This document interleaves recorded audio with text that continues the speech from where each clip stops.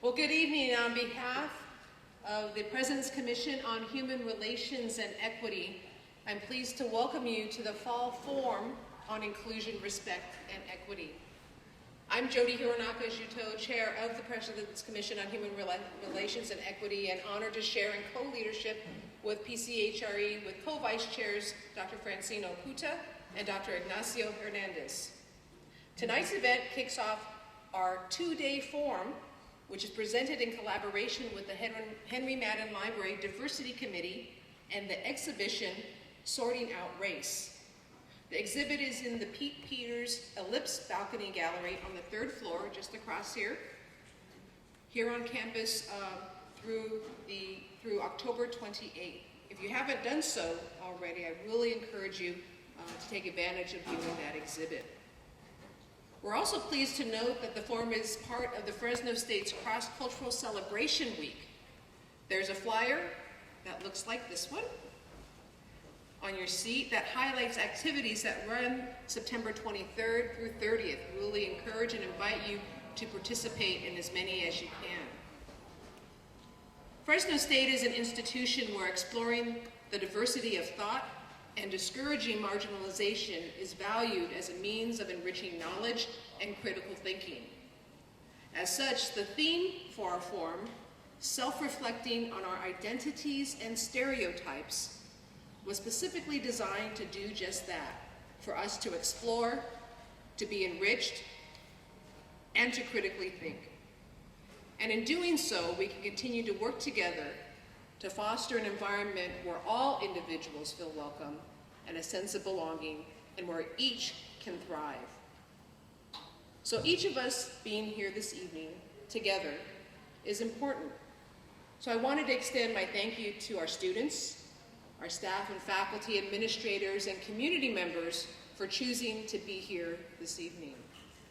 I would like to particularly acknowledge our cabinet members who are here. I saw Paula Castadio. Other cabinet members, can you raise your hand? All right, great. Other community members? Or Foundation Board of Governors? Great. And members of our President's Commission on Human Relations and Equity. Great, thank you so much for all being here. A few announcements before we introduce our keynote speaker. Conversations on Inclusion, Respect, and Equity, held the third Thursday of each month during the noon hour in the USU, is designed to provide a safe space for students, faculty, and staff, as well as administrators, to share what's going well here at Fresno State and what could be better. And together we can work to address those. We invite and encourage you to attend. Also, there's a Dogs United forum, which I didn't bring up with me. Dogs United is a movement to encourage, increase, and acknowledge cross-cultural interaction on our campus. How it works is that students, faculty, staff, and those who attend events can attend a multicultural, diversity, or cultural events of groups other than their own, organized by Fresno State faculty, staff, and student clubs and organizations.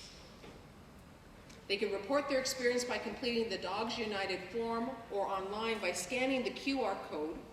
All individuals and groups that participate are acknowledged and awarded at a special event according to their level of involvement. We encourage you to do so. Also, at the close of today's event, we invite you to complete some feedback for us on the form. At the end of the session, please complete the evaluation, and one of our commissioners will be able to pick up that information. As you know, that the feedback is really critical in planning forward our next event and informing us how you're responding to not only this topic, but potential other topics in the future. I'm looking at my team members to see if I'm forgetting any other announcements. All right. So I'd like to take this time to introduce our keynote speaker.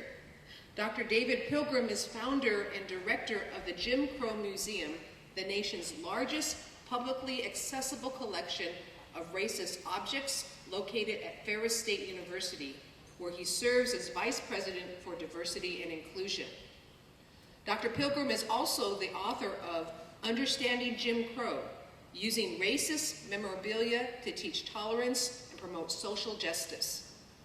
The book explains the museum's vision and work, where the objects are used as tools to teach about race, race relations, and racism.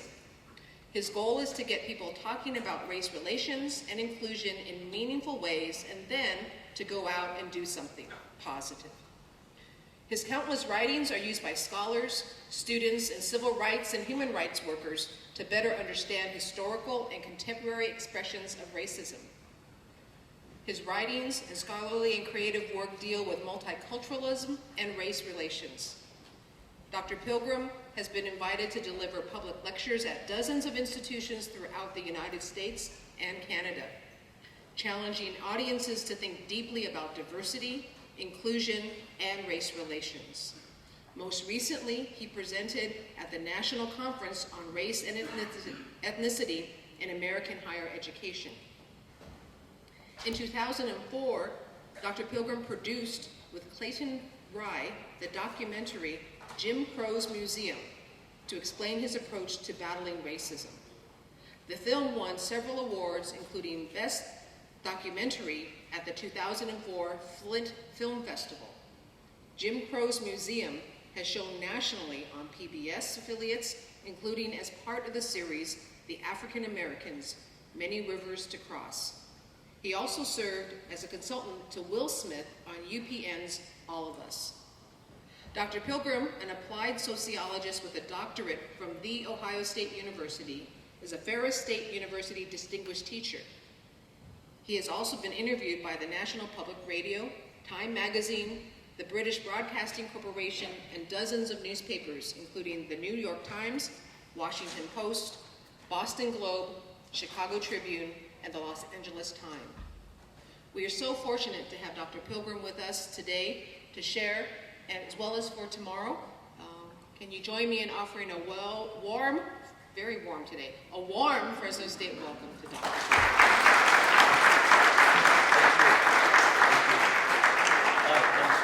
Is this on? Okay, good. So I was thinking about a couple things. One was, that sounds really impressive if I wasn't, we've got a language that people in here, weren't as old as I am. In other words, that would be fairly, well, it's a tough crowd already. I was like, wow, that would be pretty good. If I was like 35, I was like, man, that guy's really kicking it, but at my age, that's about what you should have accomplished, So anyway, that's good. All right, a couple things. First, let me make sure this works. Oh, this is going to be hard for you. This is going to be really hard because I don't even understand half the time when I'm talking. That's right. All right, so I'm going to show you some images that may be offensive. I'm not showing them to be offensive. I'm showing them because I want them to stimulate some thinking and maybe some dialogue. Now, I have to they asked me when I was going to move, and I'm all the way over here now. They told me I only have 2.5 hours, so I want to make sure that I get that in. Joey's laughing at that. Okay, fine. Anyway, Stetson Kennedy, but I'm going to tell you some backstories. And there's two kind of people. The kind of people who can focus, and then the kind of people who, there goes a squirrel. So I'm that kind of person. So what I need you to do is just go with me, okay? And so we'll see. Anyway, I wanted to tell you quickly about Stetson Kennedy. Stetson Kennedy was one of my heroes. How many of you heard of Stetson Kennedy before? Anyone? He wrote the book, what's it called? Now I lost my train of thought. It's Jim Crow Rules, or the Jim Crow Guide. And he recently passed away. He was also a guy who joined the Klan and pretended to be a member of the Klan and exposed the Klan, but he couldn't get a newspaper or a big-time publisher to publish it, so he had his ideas printed through what? $1,000, anybody knows, through Superman, the comic book. And so little children, remember this story? Little children would be at home listening to Superman on the radio, and he's giving away all their secrets. Well, that's the guy who did it.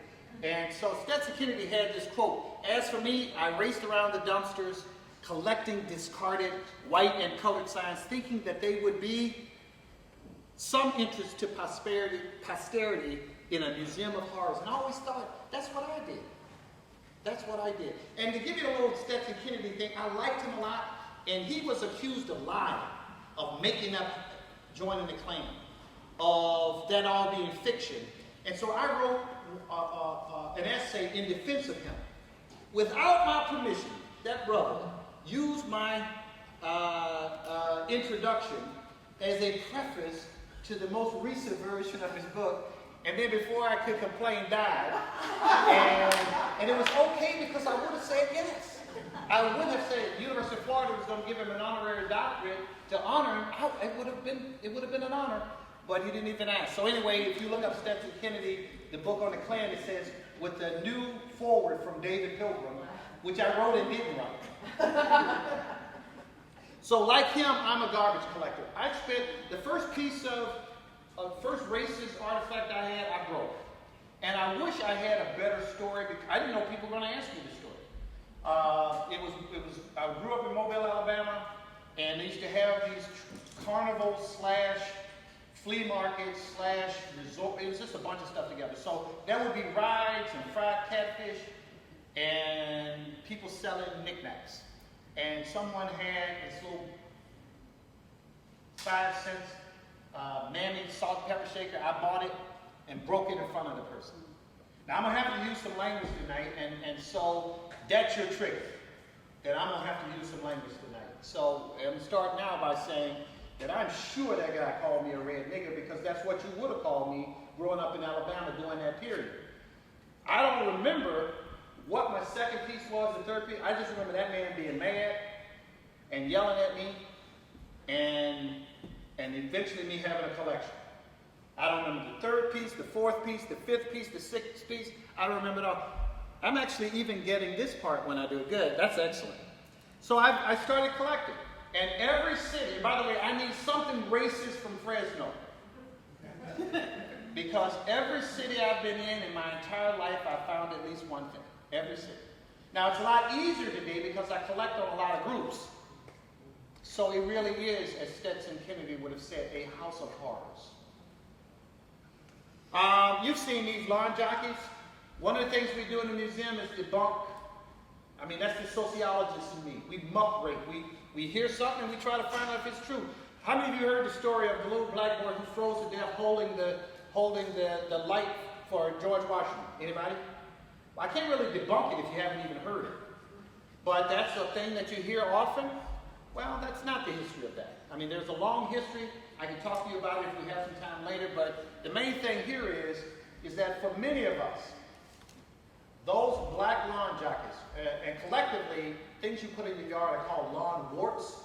Those lawn jockeys represent white space. I mean, there's no other way to talk about it. Oh, by the way, did you know that at one time, almost all the people that won the Kentucky Derby were black, the jockeys? How many of you knew that? Because they were the only riders. They were on every horse. They had to win. And then eventually they were taken off the horses. The material objects, the objects that we have in our culture, they reflect existing attitudes, but they also shape new ones. Look at this song. And by the way, it's called a pathetic ballad. Isn't that kind of deep? A pathetic ballad, right? Stay in your own backyard. So Mammy in her lap takes the little weeping chap and says in her kind old way, and here's the chorus, now honey, yo stay in your own backyard. Don't mind what them white childs do. What show you suppose they's going to get a black little coon like you? So stay on this side of the high ball fence, and honey, don't cry so hard. Now, this was 1899. The year 1900 is considered by many historians to be the absolute worst year in America's race relations. The absolute worst year. This is the year after the Plessy versus Ferguson decision, right? This is one generation after the Civil War. This is as bad as it gets. On average, 3 black people lynched a week, okay, that we know of. And this song, which is a song, people sing songs, right? In your home, in your parlor, as a family activity, you sing. This song is saying to black people, do what? Stay in your own backyard. This right here, I never knew this. Gordon Parks. How many of you have heard of Gordon Parks? Everybody? Good. Gordon Parks was a wonderful photographer. Also, by the way, did the theme song to what? Shut Your Mouth. Did the theme song. See, that's funny if you watch the movie.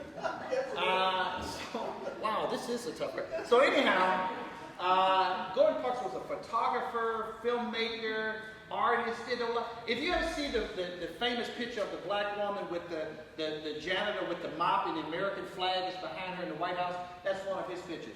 But he also did a series of photographs in the 1950s. I didn't even know it was my neighborhood. I found it out like a few months ago. And this is one of those pictures. And even though this is a couple generations removed from that song, that sheet music, it's the same way. The same idea. Stay in your own yard. So in the museum, one of the things I tried to do was to create, I'm going fast because of the time thing, so I don't know. Anyway, if I had my druthers, what I would have done is created like this really thin tube and put segregation laws on both sides and force people to walk through it. Just like if you go to Birmingham right now, there's a civil rights monument park, and you have to walk through walls that have dogs on both sides. So it would have been similar to that. Couldn't quite pull it off, but the idea here is this. If you can think of an activity, playing checkers, boating, getting buried, getting your hair cut, think of an activity, it was segregated. And it was segregated because to not segregate implied social equality, implied that we were equal. I spent my life collecting racist stuff, but I saw other things. And I didn't get them because I wasn't collecting those things. And I remember, what was I said, 1990s? Yeah, I was in the same INCO conference, by the way. It seems like I'd go to a different conference. In the 1990s, I remember being at this conference. And I saw this image, and I think it was on a t-shirt. And I remember thinking to myself, I should buy this. But this is not what I collect. This is not the garbage I collect. What is the message here? I know you're out there, I'm looking at you. What is the message here? It's a strong feminist. All right, but what is the message? What does lifting, when you lift up her is that a skirt, and what you see that she has what is presumed to be male genitalia, what is the message? Yeah, it's like she's got Yes. balls or male genitalia. Yes. Powerful. Yes. Right. That she's trying to be a what? Just like ambitious African Americans who are often accused of what? Yeah. See? And I thought, man, I should. And I really hated not having purchased that. But the one thing about the kind of garbage that I collect is, apparently you get another chance. Because these objects now are being recreated a lot. So one of the things that happened to me after spending my whole life collecting racist memorabilia was that I reread Dr. King's letter from Birmingham jail. If you got nothing, you can't find a whole lot of things better to do than that. It's a public letter, meaning it's written to 6 or 8 people, but it's actually written with the idea that it's to everybody. And it is one of the great public letters written in the United States. And in there he uses quotes that we now that we use all the time. But I mean, it really hit me. Because I traveled the country and people used to say to me, you say you're against injustice, but you're only focused on anti-black racist stuff. And I'd be like, yeah, because it's a Jim Crow museum. Now, it was both a flippant and a true answer. That's what I did. I mean, if I was building a Holocaust museum, I wouldn't expect to find anti-sexist stuff in there, right? But when I kept getting that criticism, I really started thinking about it. And I thought, well, you know what? I can also do this. And so I started collecting, when I would run across sexist pieces or pieces that were racist or anti-religious or class-based pieces, I started picking them up. So originally, my goal was, by the way, that's in the Schomburg Center. The funny part there was, I don't know if you've been to Harlem before, but the people must have thought they were at the Apollo, because as soon as I started talking, someone from the audience says, can I use the language they use? Can you cuss at Fresno? Yeah. So they said, that's bullshit. And I was like, whoa, what are you talking about? I just got started. It was like, yeah, it's all about class. If that degree you got from Ohio State was worth anything, you know it's not about race, it's about class. And I was like, and I can't even tell you my response, because it'll sound like a class-based response. But my point is that we had this huge argument about what's more important, class or race. Now, I find myself collecting class-based pieces, race-based pieces, sex-based pieces. So one of the things I've come across are trade cards and postcards that, well, you tell me what it is that you see. This is a trade or a postcard. What is it you see? What's going on here? Don't censor yourself. Just talk to me. What do you see? Women are not supposed to talk. Women are not supposed to be heard. Yeah, that she can't be heard, right? And not only that, what else? What else do you see? What? Her Adam's apple. See, now that's an interesting thing, isn't it? Women were not allowed to be outspoken. Yeah. They're, period. Yeah. What else? Violence against women. What else? Anybody? Notice too that that's a everyday object. A trade card, a postcard, an ashtray, whatever. These are everyday objects. Meaning what? They're found in people's homes. So they not only have the function, the propaganda function that you see, but they also have a functionality. So, for example, if you have a racist or a sexist postcard, it's also a what? A postcard. And people send it in the mail, okay? I guess if I could point at either one. Similar here. And by the way, here's your pilgrimism for the day. If it requires courage to speak in a situation, there is something wrong with the situation, and there is no exception. There's 7 billion people on this earth plus. There is no situation where there's an exception. So I'll say it again. Say, man, this is unusual. Sociologists, we don't speak in absolutes. We speak, everything's relative. I'm giving you an absolute, just like my granddaddy would. If it requires courage to speak in a situation, there is something wrong with the situation. No exception. Now, does that mean that there are not situations that require courage? Of course there are. Of course there are. There are situations where if you speak, you may lose your job. There are situations where you speak, you're going to be mistreated. You're going to be lambasted. And by the way, it's lambasted, not lambastic. I've been reading something. All right? There are situations where you will be punished for speaking. But that means that there's what? Something wrong with the situation. So I started collecting these objects. I tell you what, it was so different. You know, and I got on eBay and Yahoo the same way, but I also started traveling the country. Now, in and of itself, there's nothing wrong with this, except that an object can be used to socialize children differently. And of course, that's what we see. So this is a room here where I've now collected over 2,000 sexist objects. All right, so now I get excited when I find a Susie Homebaker oven, or I find some of this other stuff. And again, it's not, we use it the same way. And I'll tell you something else here. An object does not have to be racist to be in the Jim Crow Museum, and an object does not have to be sexist to be in that museum, but it has to be useful to help us talk about it. So when people come in, they'll look at, like some people come in the Jim Crow Museum, and they'll see like an Aunt Jemima thing, and they're like, well, what's wrong with that? Now they walk by a lynching tree to get to it, that's number one, but what's wrong with it? And that's just them trying to deal with that room, to try to find some psychological space. And what I say to them is, I'm not telling you there's anything wrong with it. What I want you to tell me is when you look at that, what is it you see? And then I'm going to tell you what I see. And the same thing with these pieces.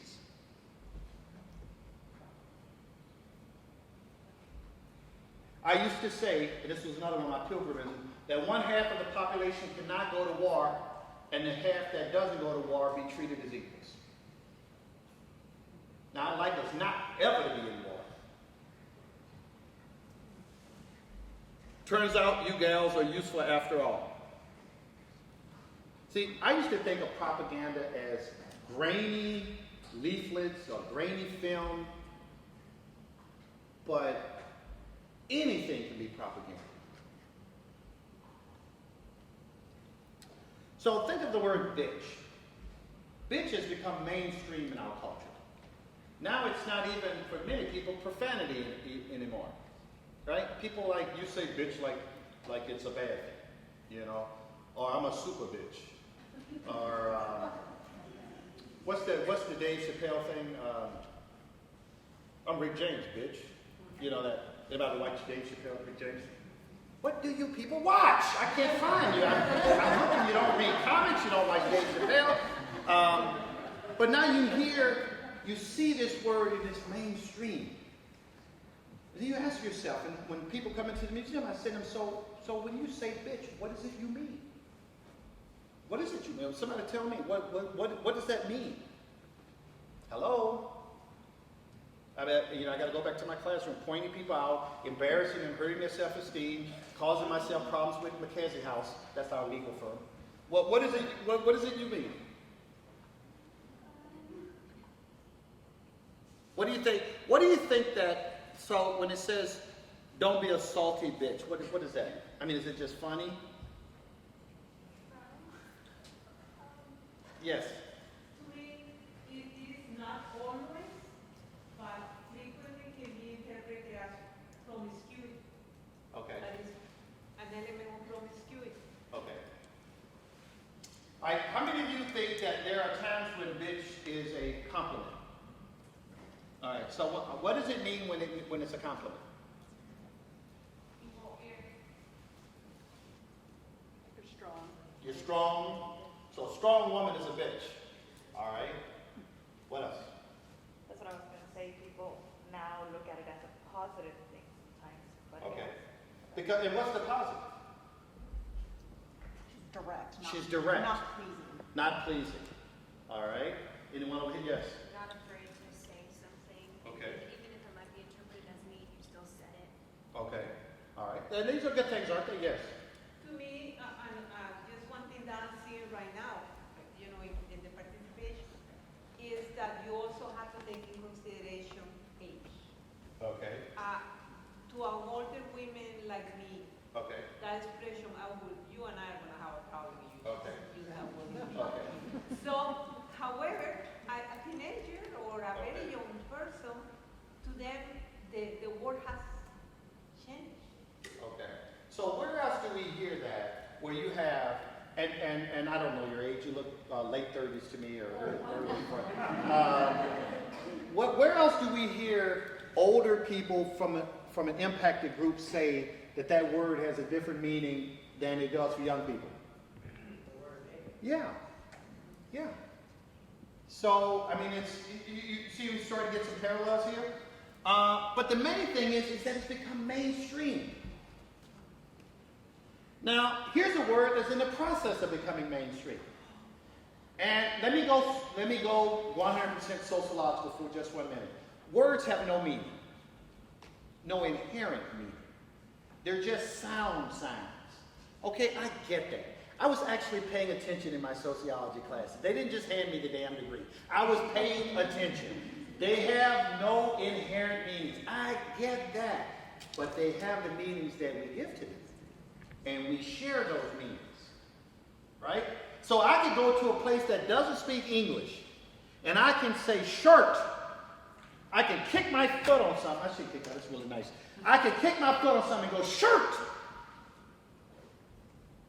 Or I can kick it and go shut. Or shot. Or shit.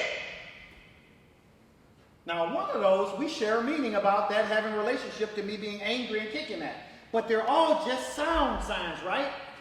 But when I say the sound sign cunt, you know that for many Americans that has the same level of venom and hatred as the word nigger. Even though, yes, we can argue that none of them have any inherent meanings.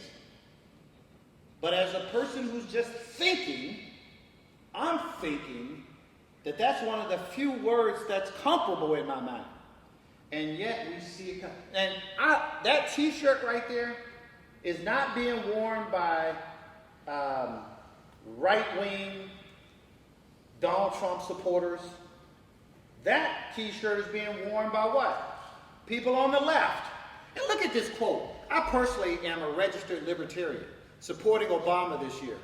Palin is the last woman I want to hold a political office right now. Her lack of common sense, cruel treatment to animals, and just plain ignorance to what we Americans and even women really care about is absolutely frustrating. The point of wearing this shirt to me is just a bold way of saying that she is certainly not like or one of what? One of us.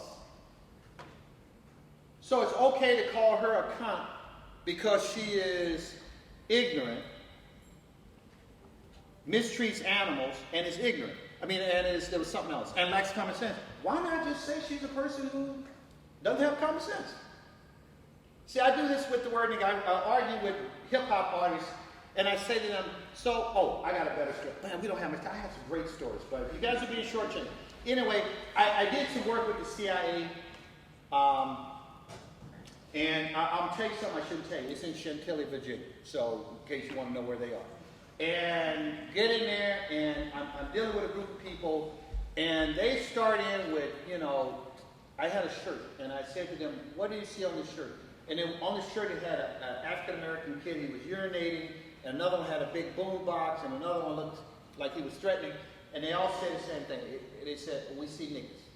I was like, wow, really? I see a guy urinating on a... They was like, no, we got into this huge thing. And we went back and forth for hours and hours and hours. And what was really, really, really, really interesting is almost to a person they were African Americans. Not the people on the shirt only, I'm talking about the people I'm arguing with. And they were middle-class, professional African Americans. And they got so frustrated with me that they asked me, well, I know you know it, you're just being difficult. And they said, didn't you fly in through D.C.? Didn't you look around? And my point was, why can't you just say it's a person who is doing whatever they're doing? All right, anyhow. So, throughout our culture, many images of men hitting women in popular culture. And now the whole rape merchandise, where if you go on the internet right now and just type in rape t-shirt. All right, so I'm probably the nation's biggest, you wouldn't believe this, but free speech advocate, but I have a problem with this. If we have a student at our institution who's wearing something like this, my approach, I can't ban them from wearing it probably, because the speech codes don't hold up under the Supreme Court. But what I can do is I can sit down and talk to that person, and I can try. So here you have a t-shirt that says, tonight I'm going to get my rape on. And I don't know how many of you are familiar with Project Unbreakable. Anybody? Wonderful documentary where what it is women just basically hold signs up saying the things that their rapist said to them. And I'm telling you, the things that they say that their rapist said to him are the things that I'm seeing on t-shirts. Material objects both shape and reflect the attitudes of a culture. Not of everybody in the culture, but of somebody in the culture. I began collecting objects on other groups. The most amazing thing to me is that we have this image of Native Americans as scalping white people, when I have historical evidence of white people scalping Indians. That is that whole who writes history thing. All right? Because if you don't write the history, you get written wrong. This is one of our cases. And you know what? When you put on a Halloween costume, and by the way, Halloween is the time of the year when we as a culture feel most free to mock other groups. And how many of you, the people in here, you've been to a pimp or a hoe party, pimp horror party? Raise your hands. I tell you, good, thank you, sir. Two people out of the whole group. I have actually been to colleges where apparently they left the pimp whore party to come to my presentation. But anyway, here's my point. If you go to a pimp whore party or a south of the border party or an MLK, any of these parties that end up on YouTube and getting people all in trouble. One of the questions I ask people is, when you put on your costume, how do you behave? How do you behave? So if you put on a pimp costume, what's your role model? How do you know how a pimp acts? How many of you remember Step and Fetch It, the character Step and Fetch It? He had a certain walk and a certain talk. I was to be going home now, boss. And then he had this kind of slow, I don't want to put on my shoes because I don't want to wear out my feet. You know, that ignorance. In every community that had black people in this country, when he was on the screen and was a celebrity, young black kids imitated him. But not just young black kids. Young white kids imitated him to mock him. Young black imitated him. They thought he was some way cool. Right? So when costumes, the same principle. The idea of the drunken Indian. See, again, a bottle is an everyday piece. The idea of the hypersexual. See, we African Americans talk about the Jezebel character. And by the way, I'll tell you that here's a little thing. Caricatures are not stereotypes. All right, let's get that straight. A caricature is like Mammy, Tom, Sambo. Stereotype is like you're ugly or you're ignorant or you like watermelon. So stereotypes can cut across caricatures. Does that make sense? A caricature can be visible, but it can also be audible. You can listen to a caricature on a radio program, right? So a caricature, they accompany each other, but they're not the same thing. This is from the tshirthell.com, mocking natives, indigenous people. All right, here's my showcase, or part of my showcase at Ferris.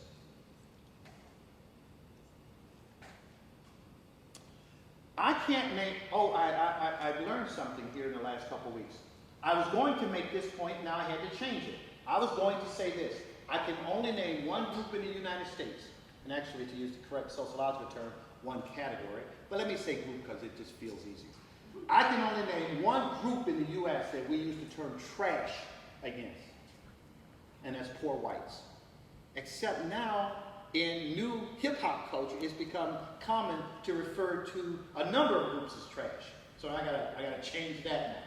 Calling someone trash. And with poor white people, you get like this dual piece where on one hand, did anybody see the movie Deliverance?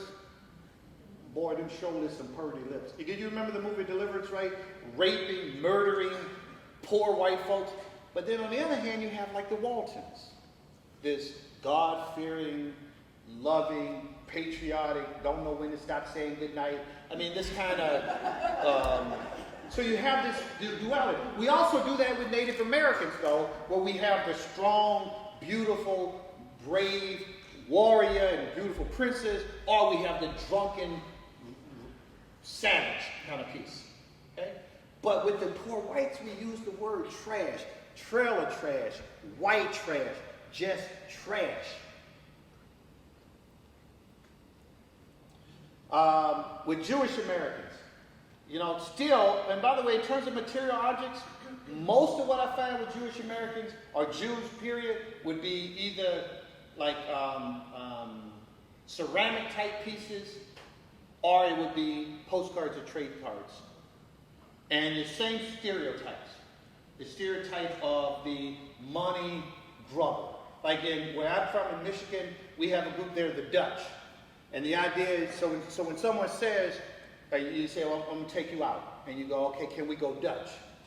And that means that we're going to pay for ourselves because I'm cheap. And so going Dutch came from an idea of being cheap. That's different from being greedy. Cheap means I want to keep what I have. Greedy means I want to keep what I have and get what you have. And so with the case of the Jews, the idea is that they were greedy and wanted money. By the way, I want one person in here to answer this. Who in here hates money? Who in here does not want more money? Who in here would like to have a lot more money? All right? Why is it we don't call your group greedy?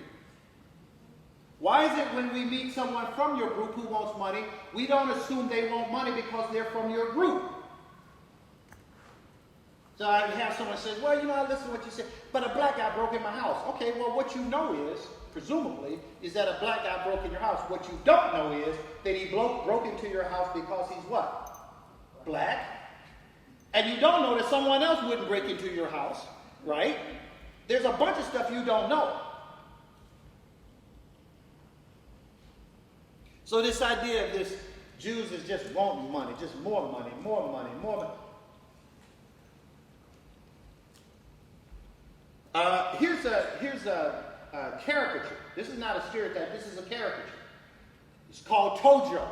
This was the popular during World War II, right?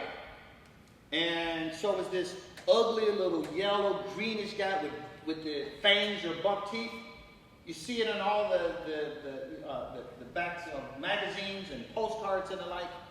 This was a way of dehumanizing. It's a lot easier to kill someone when they're not a human. Right? So a real quick story about this. That is actually a mask which is part of a costume that I bought at Walmart. Why is that significant? Because Walmart is a mainstream American store. The costume was $15.88, which meant that it was financially accessible to most Americans. Most people can come up with $15.88. And it showed it mocked martial arts and the connection of Asians with martial arts. I studied martial arts like a lot of people do, not Asian. I studied martial arts. I have a great deal of respect for it, but what this costume did was to mock it. So I took the costume to an honors program, and it was the statewide Michigan honors program. You can tell I shouldn't be there. I can't figure out was and were. And I pulled out the costume and I said to everyone, these are all students. These are really, really smart kids, right? They're doctors, lawyers, sociologists. You know, they're going to be really, really smart. And so I say to them, how many of you find this, what is it you see? I did the whole visual thinking thing. What is it you see? What did you see? And they're like, oh, it's funny. And I'm like, okay, but you know, all right. How many of you find it offensive? Probably about a half of them found it offensive. And then I said, how many of you find it racist? And I don't know, there were 30 people. Only like 2 people raised their hands. And so I'm thinking, what would it take to make it racist? And so I asked the question, what would it take to make it racist? And they said, make it black. I was like, man, that is too deep.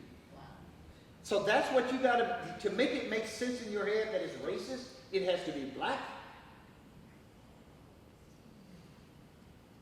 Shirts. Again, an everyday object. Mocking the way we talk. Oh, I got myself in trouble. I was giving a talk in Detroit. I told you I'm like the guy with the squirrel, right? We got that straight. You had a chance to leave. So there was this thing where they were like, well, people shouldn't be able to vote if they're not this, and they're not real Americans, and they're not. And I live in a state that has a lot of people from Michigan, right? And so we have a lot of people from other countries and recent immigrants and the like. But we also have the Northern and Western Europeans who got there before the Southern and Eastern Europeans, so you think they're the real Americans. And there's all this stuff. That's not a real American. You're not this. So they just went all back to this know-nothing party stuff. So I got frustrated one day, and I don't generally get frustrated because I'm an easygoing kind of guy.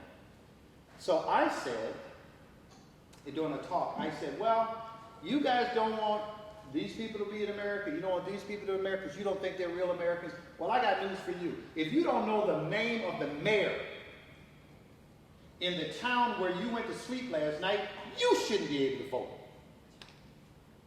And if you don't know how many senators there are in the U.S. Senate, you shouldn't be able to vote. I'm just trying to make a point, right? That we shouldn't be dividing into us and them. The next day I read that I support literacy tests. Okay, that's funny if you know what it is. And I'm like, no, that's not what I meant. You missed my point.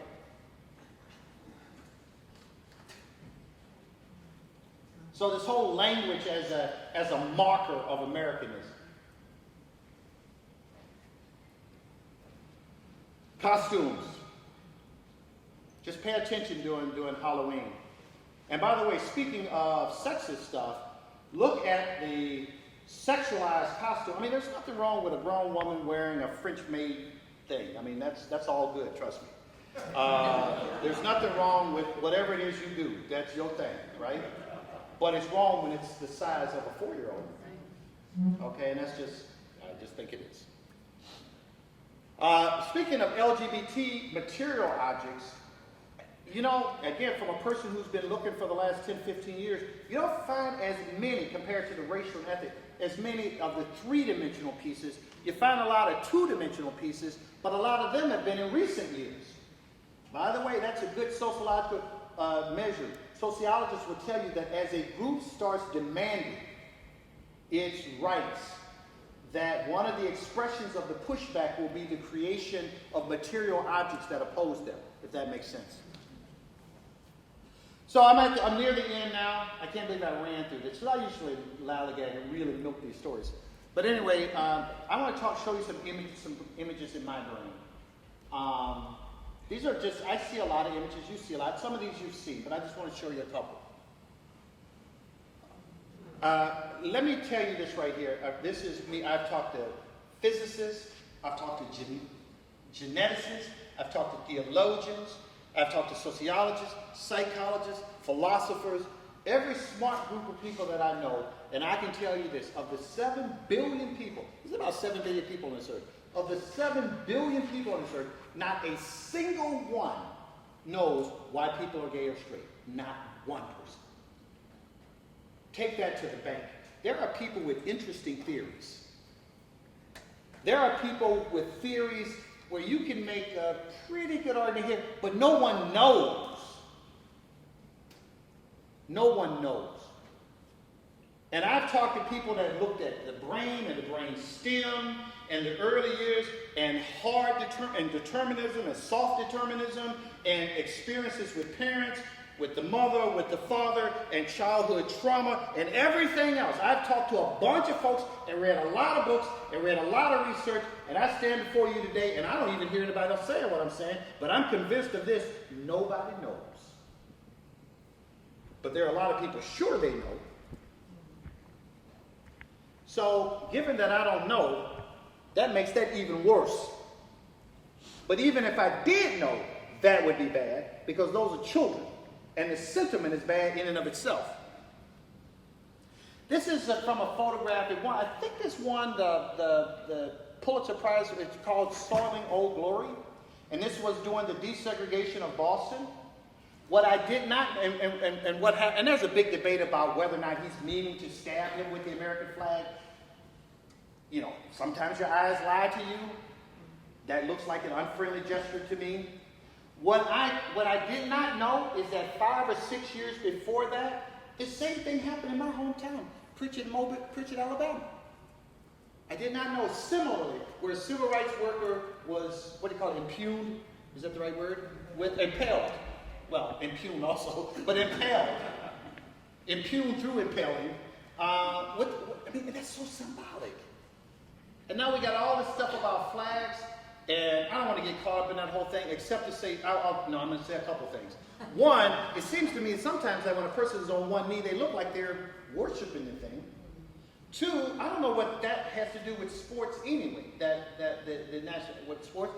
That's not the way I would protest, but it seems like what we're saying is that there's some kind of mandatory thing we need to be doing as a culture, which seems so the antithesis of what the flag is supposed to stand for. I just don't get that. I just totally don't get that. I mean, if we are who, and I'm going to say something now actually controversial. I not only have felt in my life as I've traveled this country uncomfortable when I go in neighborhoods that have Confederate flags flying, I have sometimes felt uncomfortable when I go in neighborhoods and all the houses have American flags flying. Because sometimes it's identified with a jingoistic, chauvinistic, super patriotic, anti-me thing.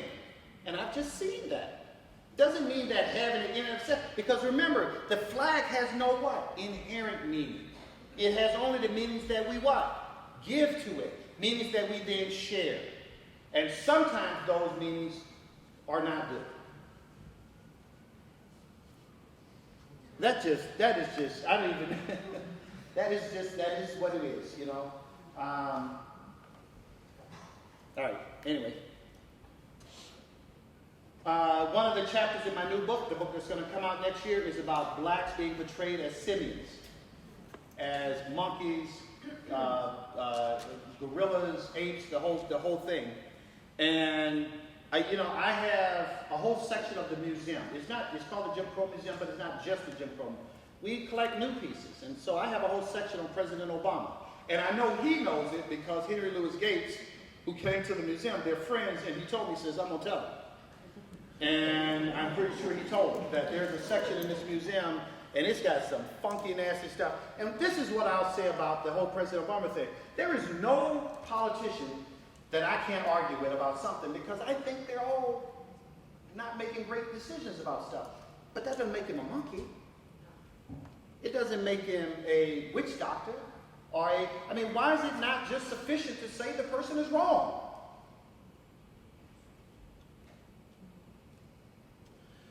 The obvious question here was, when was it white the first time?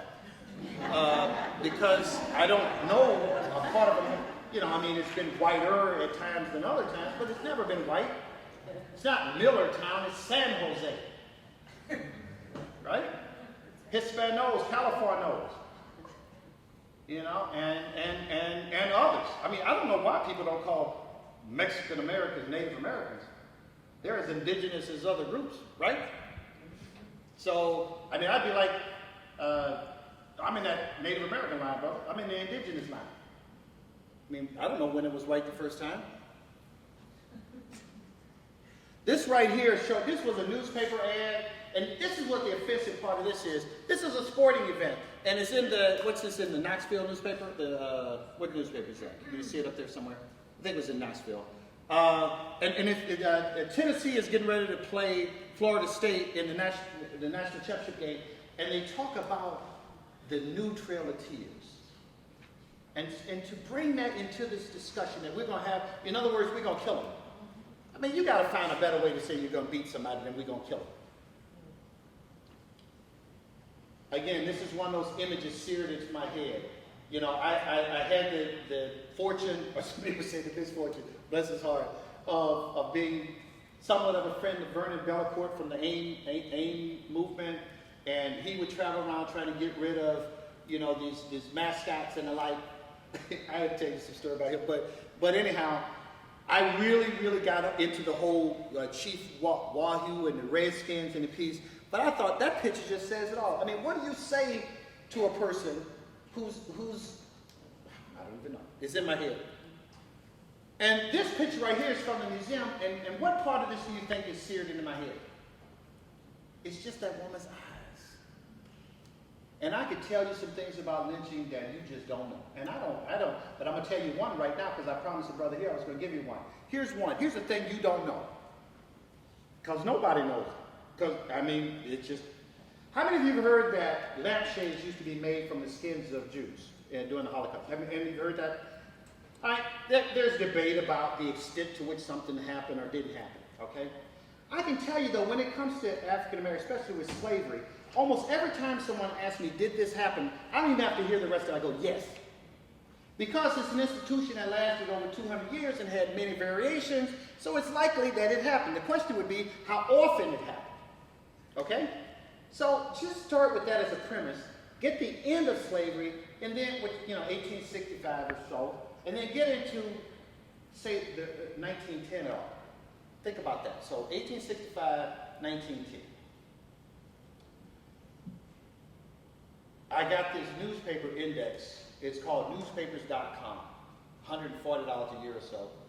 It's 4,000 newspapers from the 1700s to the present. I'm giving them ads. They better give me some money. And it works just like Google, except it's like the old microfiche thing, and it does it immediately. So if I put in black bully, black group, it'll pull up all the thousands of newspapers that appeared in, and the page it appeared on, and pull it up. Well, one day, because I write about bad things, one day I typed in something like, I don't remember exactly what it was, but it was like Negro skin. Okay? And then over the next couple months, I'm researching every little thing. I'm just give you a little bit of this. One of the things I discovered was from the 1860s to 1910, in modern American newspapers like the New York Times, in a casual, matter-of-fact way, there are discussions, newspaper items, of white people wearing black people as belts, shoes, briefcases, luggage, a razor stroke, hats, and all. And the thing about it is, it's presented in just matter of fact. You know what I'm saying? In just there's no, it's like that. So there's discussions of the luxurious leather and all. And I found dozens and dozens and dozens of these accounts. And I'm like, oh my goodness, are you freaking kidding me? Why, nobody, I study race more than anybody I know, and I never heard this, I never knew this. I knew there was one guy in Philadelphia who wore a pair of shoes. I thought he was a lunatic, and we already had a record of that. I did not know it was this thing. And then one day I'm reading, again, New York Times, San Francisco Chronicle, Los Angeles Times. I mean, these are, I'm not just small news, I mean, these are regular newspapers, where somebody mentions that they prefer the mulatto skin. And I'm like, holy what? I mean, people order it. So that's one story. I'm going to give you another story you may not do. I'm sorry. I'm sorry. I'm going to give you one more story you may not have heard. So I'm just dinking around in this database, and then I got this other database, and I've started dinking around, and I discover, oh, I'm not paying attention to that. And I discover that, well, I can't tell you the other story because she ran out of time, and it was better than that story. All right, so let me quick get through. No, tell it. I'm not telling it now. Tell it. All right. She said don't tell it, so now I'm not telling you. All right, she said please do. All right, so in 2000, I think it was 2011 or 12, this black guy got arrested in Ohio for robbing his banks. And his mama saw him on the screen, the TV screen. And she was like, I'll be damned, that's my son. I haven't seen him in a long time. And she's screaming and hollering, that's my son robbing banks. So she go downtown to confront her son. And she looked at him, she's like, he's changed. Well, yeah, he's changed, that's not your son. That's a white guy. They pulled out, he had on a mask that was so good that it fooled the boy's mind. I'm like, oh, that's crap, right? So I look up another newspaper, it's in there, I was like, well, you can kind of see that if someone worked in Hollywood and they do a really good job with the mask, maybe.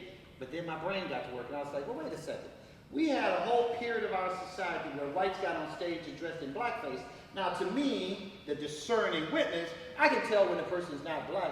But I'm wondering, is it possible that people committed crimes while dressed in blackface? And then I remember Ida B. Wells, remember the anti-lynching crusader, that she had said something in her book one time, in one of her books, where she said that there were gangs of whites painting their faces with grease paint and performing the most horrific acts, right? I'm butchering the quote, but you get the point.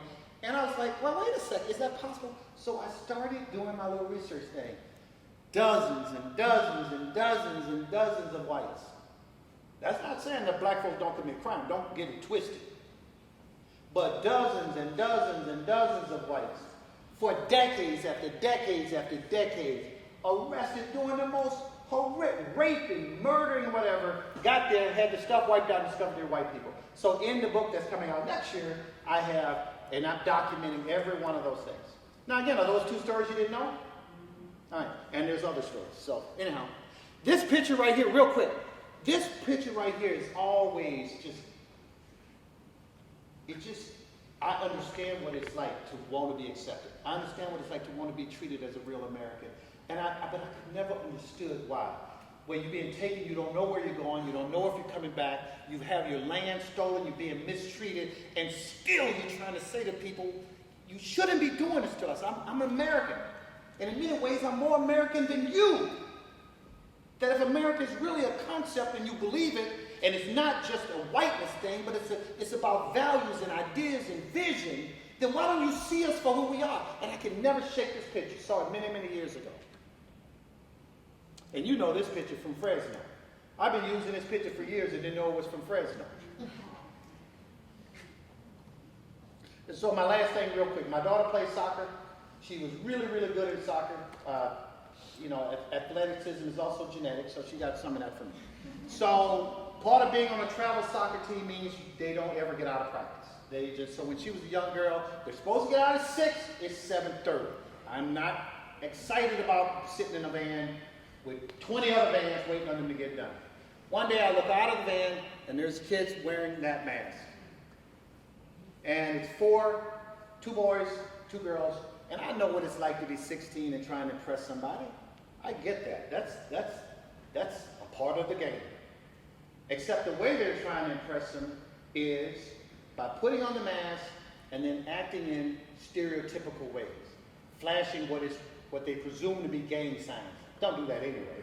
But flashing what they presume to be gang signs, and then walking with this special little gait like this, and then talking a certain way and all. And I'm sitting there watching them. And now, that's fine. I've seen a lot I'm 100 years old, so I've seen a lot. But what I did not tell you was I had a daughter out there on the soccer field, but I had her sister in the back of the van. And so if you're a parent, and I tell you what, think of the person you love the most on this earth. You don't love that person no more than I love my daughter. Okay? And so what's the thing you think I did immediately was to turn and look at her to make sure she didn't see them, and that if she did see them, she was okay. And when I turned, she had her face in her hands and her head in her lap. So I didn't get out and scream at them. I didn't yell at them. This is the United States. But if you want to know why I do what I do to decrease the likelihood that any parent has to sit and watch their kid with their hand in their head, or their hands over their face and their face in their laps. So that's why I do what I do. And there's a quote from H. Ross Perot that says, the activist is not the one who says the river is dirty, the activist is the one who cleans the river. Actually uses the term man, but I'm going to make it less sexist. So that's what we try to do, is to clean the river. Thank you so much for inviting me to Fresno.